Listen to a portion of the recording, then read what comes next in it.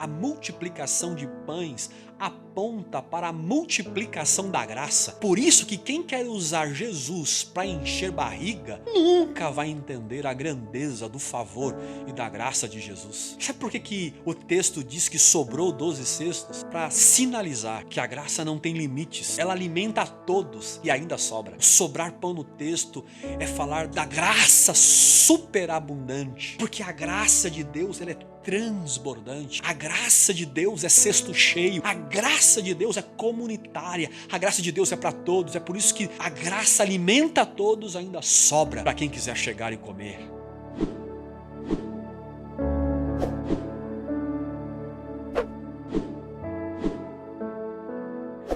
Nós hoje iremos conversar sobre o quarto milagre registrado no Evangelho de João, que é o milagre da multiplicação de pães e peixes que alimentou quase 5.000 homens. Mas antes de nós falarmos deste sinal em si, nós vamos ler a narrativa de João, capítulo 6, verso 1 ao 13. Convido você para ler conosco, que diz assim: Algum tempo depois, Jesus partiu para outra margem do mar da Galileia, ou seja, o mar de Tiberíades, e grande multidão continuava a segui-lo, porque vira os sinais miraculosos que ele tinha realizado nos doentes. Então Jesus subiu ao monte e sentou-se com os seus discípulos. Estava próxima a festa judaica da Páscoa. Levantando os olhos e vendo uma grande multidão que se aproximava, Jesus disse a Filipe: Onde nós compraremos pão para este povo comer? Fez esta pergunta apenas para pô-lo à prova, pois já tinha em mente o que ia fazer. Então Filipe respondeu: 200 denários não comprariam pão suficiente para que cada um recebesse um pedaço. Outro discípulo, André, irmão de Simão Pedro, tomou a palavra. Aqui está um rapaz, com 5 pães de cevada e 2 peixinhos. Mas o que é isto para tanta gente? Disse Jesus: Mandem o povo assentar-se. Havia muita grama naquele lugar, e todos se assentaram. Eram cerca de 5.000 homens. Então Jesus tomou os pães, deu graças e repartiu entre os que estavam assentados, tanto quanto queriam, e fez o mesmo com os peixes. Depois que todos receberam o suficiente para comer, disse aos seus discípulos: Ajunte os pedaços que sobraram, que nada seja aqui desperdiçados. Então eles os ajuntaram e encheram 12 cestos com os pedaços dos 5 pães de cevadas deixados por aqueles que tinham comido. Nós acabamos de ler mais um dos grandes milagres que Jesus realizou enquanto esteve aqui nessa terra. E este milagre, o da multiplicação, ele acontece depois de outros tantos milagres que Jesus tinha realizado. E João diz aqui no texto que por causa desses milagres anteriores a multidão veio atrás de Jesus. Talvez numa expectativa de ver mais sinais, de ver mais milagres, enfim. E era tanta gente que o texto diz que era quase 5.000 homens, sem contar as mulheres e as crianças. Então poderia ser muito mais. Alguns dizem que chega ao triplo deste número. Então Jesus, vendo essa multidão, percebendo que essa multidão estava seguindo, ele resolve dar de comer para essa turma toda. Imagina isso aqui. Aí um dos discípulos, chamado Filipe, diz que era impossível comprar pão e não tinha nem dinheiro nem lugar para se adquirir pão para que alimentasse toda aquela multidão. Neste desenrolar, nessa conversa entre Jesus e Filipe, um outro discípulo, segundo o texto, vendo aquele impasse, se aproxima da conversa. Foi até Jesus e Filipe e deu uma sugestão. E disse para Jesus e para Filipe: Olha, tem um menino aqui que tem 5 pães e tem 2 peixes, mas é muito pouco para toda essa multidão. Claro que era uma sugestão improvável, mas era o que eles tinham ali.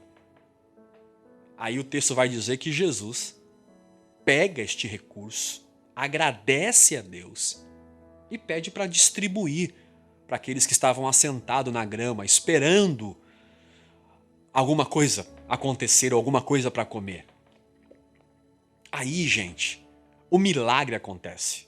O texto diz que todos os 5.000 homens, fora mulheres e crianças, comeram a ponto de sobrar 12 cestos cheios. Que história extraordinária!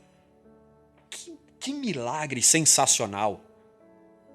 A gente olha para esse texto e fala, puxa, que narrativa abençoadora para os nossos dias. Mas o que me intriga aqui no texto não é o pão multiplicado, mas o que este sinal, o que este milagre representa no texto. Porque eu não sei se vocês perceberam aqui na nossa leitura inicial, é que antes de João falar do milagre em si, João faz duas revelações. Primeiro ele diz que a festa da Páscoa estava próxima. E em segundo lugar, João diz que Jesus, vendo a multidão, perguntou para um dos seus discípulos, onde compraremos pães para dar para eles comerem? E esta pergunta, segundo João, tem um tom investigativo. João conta que Jesus estava experimentando o discípulo, o colocando à prova. Jesus pergunta, mas a intenção não é saber onde tem uma padaria para comprar pão. Ou quem teria condições de alimentar aquela turma toda que estava ali presente, perto de Jesus. Jesus queria saber a mentalidade, o que os discípulos pensavam e se o que eles pensavam tinha compatibilidade com o que a multidão pensava. E para nossa surpresa, o que o texto vai nos dizer é que os discípulos também pensavam como a multidão. Eles pensavam no pão da padaria, quando Jesus disse, o que daremos de comer a eles? O que movia eles ainda era o estômago, o visível, o aparente. E nós, hoje, não somos diferentes, porque pensamos iguais a eles. Nós também pensamos como eles. Porque depois de ter lido este milagre, seja verdadeiro com você mesmo. O que saltou aos seus olhos? Fala a verdade. Se você quiser eu te respondo. Porque saltou aos meus olhos também em primeira análise. O que saltou aos meus olhos foi a multiplicação de pães e sobrar 12 cestos. Olha que Deus da multiplicação nós temos. Sabe por quê? Porque os números e a prosperidade nos fascinam. Nós somos abduzidos por essas realidades milagrosas da prosperidade e da multiplicação. E nós vemos ainda pessoas dizendo assim, olha irmãos, Deus vai multiplicar o seu dinheiro e vai ter tanto que vai até sobrar para você. Mas será que é isso que o texto está querendo dizer?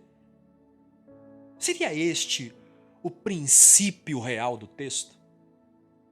Será mesmo que esse texto está falando de prosperidade, de multiplicação de bênção? Será que o texto quer dizer isso?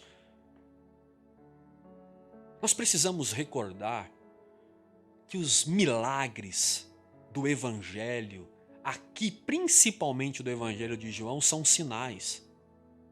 São apontamentos não para uma realidade visível, mas para uma realidade espiritual.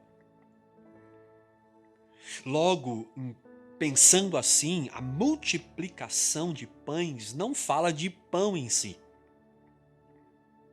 E o que sobrou, aqueles 12 cestos que ficaram cheios, também não fala de sobra de comida em si. Pelo contrário, a narrativa está nos sinalizando para verdades muito mais profundas do que a multiplicação de pães e peixes em si aqui no texto. Então a pergunta não é como nós vamos fazer para reproduzir hoje nos ambientes religiosos o milagre da multiplicação nesses dias. Não, a pergunta não é essa. A pergunta é, o que nós aprendemos com os milagres feitos por Jesus nas Escrituras? Há algumas verdades aqui nesse texto. Há muitos princípios espirituais nessa narrativa, mas eu quero destacar hoje apenas duas. A primeira que eu gostaria de destacar é que o texto vai nos ensinar que não existe multiplicação se não houver comunhão. Eu sempre digo isso aqui, gente, e sempre gosto de repetir. O maior milagre que pode acontecer numa igreja, num ajuntamento, não é um morto ressuscitar. Não é o paralítico andar ou o cego ver. O maior milagre que uma igreja pode viver, principalmente nesses dias, é a comunhão. Eu não sei se vocês perceberam, mas sempre tem alguém na construção dos milagres na Bíblia. Aqui na multiplicação tem a multidão, tem os discípulos, tem Jesus e tem um rapaz com 5 pães e 2 peixes que aparece na narrativa. Então aqui há uma coletividade. Aqui há uma igreja. Aqui existe, estamos falando de uma assembleia de Jesus. E o benefício da multiplicação não era para o indivíduo, mas sim para o coletivo. Jesus não multiplicou o pão e o peixe para o menino. Jesus multiplicou o pão e o peixe do menino para a multidão. Porque não se multiplica para um só. A multiplicação para um, a multiplicação que acontece, ou a busca pela multiplicação só para mim, não é multiplicação bíblica, mas sim ganância, avareza, egoísmo. Jesus chama isso até de acúmulo. Foi o que ele disse lá em Mateus capítulo 6, verso 19. Não ajunteis tesouros para si.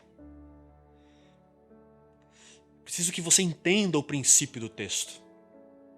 No Evangelho, a multiplicação é sempre para coletividade e nunca para indivíduos. Pense comigo aqui. E se o rapaz escondesse os 5 pães e 2 peixes? Pensa comigo. É só meu, não vou dividir com ninguém. Pense comigo. O que aconteceria? Fato, ele continuaria com 5 pães e 2 peixes.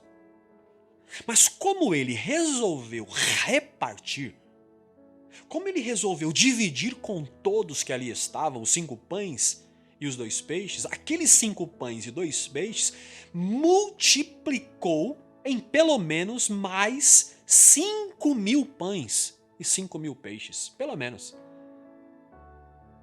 Enquanto você buscar só para você, enquanto você se relacionar com Deus só por você, se contente em viver com o que você tem na mão. Agora, se você quer viver a multiplicação, reparta o que tem na mão. Você já parou, gente? Já parou para pensar o porquê Jesus multiplicou pães e peixes aqui no texto? Mas lá em Mateus capítulo 4, Jesus não transformou pedras em pães? Por que que Jesus multiplica aqui pães, mas em Mateus 4 ele não transforma pedras em pães? Ele não faz uso deste milagre. Sabe por que Jesus multiplicou, mas não transformou pedras em pães? É porque a multiplicação foi feita para o coletivo. E a transformação de pedras em pães seria para o indivíduo. Isto é, o que é só para mim não precisa multiplicar. Deus só multiplica o que é para dividir, o que é para compartilhar. Se é para mim, a palavra de Deus me basta. Agora, se é para comunhão, além da palavra, o Pai também multiplica o pão. Aliás, o milagre da multiplicação nos ensina que perto de Jesus ninguém pode passar fome. Então aprenda isto. Deus só multiplica para quem está disposto a repartir. Bom, primeiro, aprendemos que não existe multiplicação sem comunhão. Em segundo lugar, é que a multiplicação não é um recurso temporário. A multiplicação aqui é um recurso eterno. João diz no verso 13 do capítulo 6 que sobrou 12 cestos cheios. E o que intriga aqui no texto é que 12 cestos cheios é o número exato dos discípulos de Jesus. Lembram no começo, quando nós tratamos sobre Jesus ter colocado um discípulo, Filipe, à prova, queria testá-lo? Este discípulo representava os outros 11, os demais discípulos. Ele era a representação dos 12. E sobrar um cesto para cada discípulo parece uma coincidência, mas não é. Na realidade, sobrar exatamente 12 cestos é pedagogia. Jesus quer ensinar aos seus 12 discípulos que eles precisam ter sempre o pão para repartir. Por isso sobrou um cesto para cada um e cesto cheio. Jesus está ensinando que quem não aprende a repartir também não aprendeu o que é ser discípulo de Jesus. Porque Deus é revelado, Deus é visto no partir do pão. Vocês lembram da narrativa de Lucas 24:13? Sobre os 2 discípulos no caminho de Emaús? Essa história é espetacular. Jesus aparece, começa a conversar com 2 discípulos que estavam no caminho de Emaús após a morte, a crucificação de Jesus. E Jesus começa a explicar as escrituras, a lei, o cumprimento das profecias para aqueles discípulos. Só que a conversa ela se estendeu, ficou tarde. Aí os discípulos solidários com Jesus falou, Jesus, ou melhor, falou, entre para dentro de casa, porque eles não sabiam ainda que era Jesus que estava ali. Mas o que é interessante é que eles sentaram à mesa para uma refeição. O evangelista Lucas nos conta que Jesus pegou o pão, repartiu e deu para eles. Aí vem um detalhe no texto que é surpreendente, gente. O texto diz que os olhos dos discípulos se abriram e eles reconheceram que era Jesus que estava ali, mas o texto diz que Jesus desapareceu da frente deles. Pensa um pouco aqui agora nesse detalhe. Jesus pregou para eles, Jesus explicou a lei para eles, Jesus explicou o cumprimento das profecias para eles, mas os olhos deles, eles só reconheceram Jesus quando Jesus repartiu o pão. Enquanto Jesus pregava, o coração deles ardia, porque ele falava, não ardia o coração quando nós estávamos ouvindo ele expor as escrituras? Mas eles só viram, só reconheceram Jesus e os seus olhos só abriram quando Jesus repartiu o pão. Por isso que eu sempre insisto aqui, eu sempre digo aqui para vocês, muita Bíblia, muito culto, muito louvor, muita reunião, mas sem repartir o pão, sem compartilhar afetos, sem compartilhar abraços, Deus jamais será visto entre nós. Porque Deus não é visto nos ritos religiosos ou nas metodologias do culto que nós construímos e concluímos que só assim Deus é aceito e visto por nós. Não, Deus não é visto nos ritos, Deus é visto na comunidade, Deus é visto na comunhão, Deus é visto no partir do pão. Mas gente, nós falamos até aqui verdades muito significativas para a nossa fé. Mas a razão principal de João contar sobre a multiplicação de pães não é para falar que Jesus matou a fome de mais de 5.000 homens, fora mulheres e crianças. João contar sobre a multiplicação de pães é para revelar o verdadeiro pão. Quando Jesus pergunta em João capítulo 6, verso 5, onde nós compraremos pão para dar de comer a esta multidão? Jesus não estava se referindo ao pão da padaria. Jesus não estava se referindo ao pão com fermento ou sem fermento. Jesus se referia a ele mesmo. Lembram quando eu disse que João abre dizendo que a festa da Páscoa estava próxima? João está construindo uma narrativa, uma ideia, para no fim revelar a graça de Cristo e não o pão da padaria. Na Páscoa se comia um pão sem fermento, para relembrar a saída milagrosa e as pressas do Egito, porque lá eles eram escravos. E eles tiveram que sair correndo. E como o pão, para ser fermentado, precisava de tempo, de uma espera, e eles não tinham tempo para esperar, então eles comiam um pão sem fermento para lembrar deste livramento, às pressas do Egito. E na última ceia, Jesus pega o mesmo pão, exatamente o pão da Páscoa, e parte o pão, dizendo: Este pão é o meu corpo, que é partido por vós. Isto é, partido para se multiplicar. Foi partido para que todos tivessem um pedaço em mãos. Porque um pão só dá para um. Já um pão repartido dá para 2 ou mais. Os discípulos não entenderam que o pão que ele pediu para comprar já estava ali, diante deles, debaixo do nariz deles. E este pão já estava sendo repartido para eles, através dele. João conta da multiplicação literal de pães, porque aconteceu, mas ele conta isso para dizer que Jesus era aquele pão multiplicado. E o próprio Jesus declarou isto em João 6,35. Eu sou o pão da vida. Quem vem a mim jamais terá fome. Aleluias! Sabe por que ele disse isso? Porque o povo estava atrás dele querendo mais multiplicação de pão de padaria. Eles não entenderam nada. A multiplicação de pães aponta para a multiplicação da graça. Por isso que quem quer usar Jesus para encher barriga, nunca vai entender a grandeza do favor e da graça de Jesus. Sabe por que o texto diz que sobrou 12 cestos? Para sinalizar que a graça não tem limites. Ela alimenta a todos e ainda sobra. Sobrar pão aqui no texto não fala de prosperidade, não fala de sobra de pão.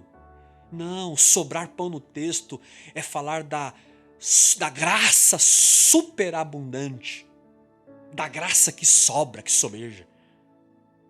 Lembram? Sobrou 12 cestos, exato o número dos discípulos de Jesus. Tudo isto é para lembrar que todo discípulo que já experimentou, que já comeu da graça e do pão da graça, sobrar 12 cestos é o convite de Jesus para os discípulos saírem agora depois que comeu, convidando mais gente. Por quê? Porque ainda tem pão. Tem pão de sobra. Quem experimentou a graça precisa compartilhar com as pessoas ao seu redor. Quem encontrou Cristo precisa apresentá-lo a quem está o procurando. Porque a graça de Deus ela é transbordante. A graça de Deus é cesto cheio. A graça de Deus é comunitária. A graça de Deus é para todos. É por isso que a graça alimenta a todos, ainda sobra para quem quiser chegar e comer. Mas os incrédulos e os religiosos, eles querem é pão de padaria. Eles querem encher barriga. Eles querem milagres. Se você ler todo o capítulo 6 do Evangelho de João, João vai terminar o capítulo de número 6, que conta da multiplicação de pães, dizendo que quando Jesus disse para eles, eu não vou multiplicar mais pão, eu que sou o pão que vocês precisam, o texto diz, a multidão foi embora. Ué. Quando Jesus diz, hoje, eu não vou encher a barriga de vocês. Hoje eu quero encher vocês de vida. Quero encher vocês da minha graça. Eles vão embora. Eles preferem deixar Jesus porque eles querem mesmo é que Jesus enche barriga. Eles querem o benefício, não compromisso. Eles querem o pão que Jesus multiplica. Eles não querem fazer parte do corpo de Jesus, que é o pão partido. Então, diante de tudo isto, eu termino hoje aqui essa nossa reflexão com uma pergunta. E aí? Qual pão você quer? O que murcha? O que embolora? O que passa? Ou o pão que está registrado em João capítulo 6, verso 51? Quando Jesus disse: eu sou o pão vivo que desceu do céu. Se alguém comer deste pão, viverá para sempre. A escolha é sua.